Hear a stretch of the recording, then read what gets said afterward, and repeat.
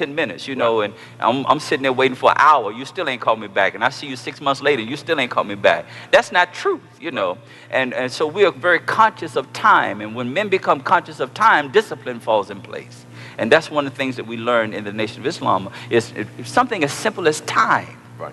You know, because if you're late on your job. So you think men, so men are attracted because they're looking for discipline. They're looking for discipline. They're looking for a mentor. They're looking for leadership. Right, and then they're looking for responsibilities, and then they're looking for independence. Okay. They want to have their own businesses. They want to run their own companies. They want to be in business for themselves, but they need help to get there. Okay, what about this racial oppressive factor that I think that men see an escape in through Islam? Well, racism is reality, you know, and we all have dealt with it. I've dealt with it, you know. You know, there was a time, and Minister Farrakhan doesn't use the language anymore, but there was a time that when we referred to the Caucasian race as devils, you know, and I remember when Minister Farrakhan said, we're going to stop doing that, we're going to stop saying that because they're black devils too, you know, and but we all have faced that, and you know, one of the reasons why the term devils was brought up was because Mr. Muhammad, growing up, saw a black man being hung by a group of Caucasian men in Sanderville, Georgia. And so when he was told that, you know, the white man was the devil, of course, he reflected back to that hanging, you know. Sure. And but one thing that that a lot of the men are looking for, they're looking for unity. They're looking for people that they can relate to. And so they're gravitating towards that. And again, the independence that they can have. I have my own bookstore, I have my own restaurant, you know, and that came from the teaching of doing for self, you know, and we had the motto that if I work for you, I'm working for me because you are me. Yeah. You know, and if you work for me, you're working for yourself.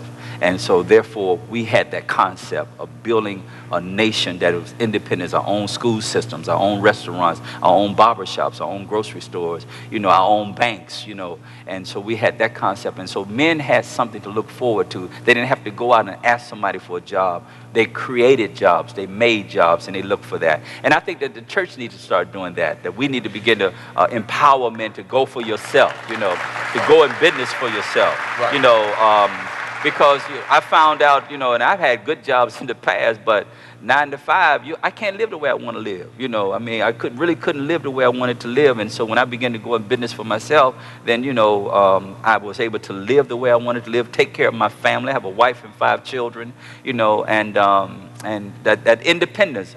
Nobody really loves being in rush hour traffic, you know, all day long.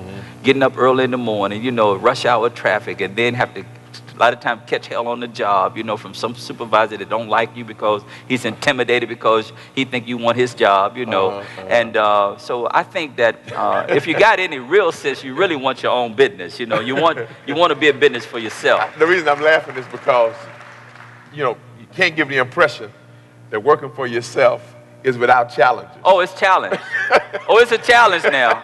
You know, it is a challenge. Yeah. When I started my business, I had $700. That's all I had. 700. Wouldn't nobody tell me nothing. Wouldn't nobody give me no distributors. Wouldn't nobody tell me nothing.